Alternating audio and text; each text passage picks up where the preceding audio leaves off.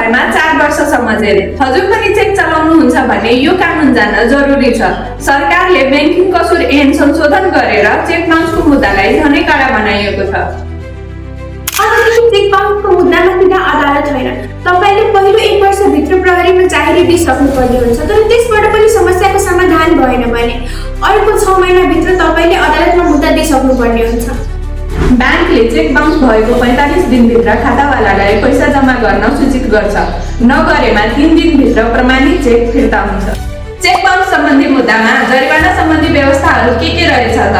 पहिले ब्याङ्किङ कसुर तथा सजाय ऐन 2064 अनुसार चेक बाउन्स भएमा बिगो बराबरको 100% सम्म जरिवाना तिर्नु पर्थ्यो भने चाहिँ अहिले संशोधित कानुन अनुसार बिगो बराबरको 5% सम्म मात्रै जरिवाना तोकिएको छ।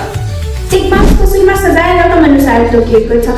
15 लाखसम्ममा 1 महिना कैद, 50 लाखसम्ममा 3 महिना कैद, 1 करोडसम्ममा 1 वर्ष कैद, 10 करोडसम्ममा 2 वर्ष कैद र यदि 10 करोड भन्दा माथि रकम छ भने 4 वर्ष कैद।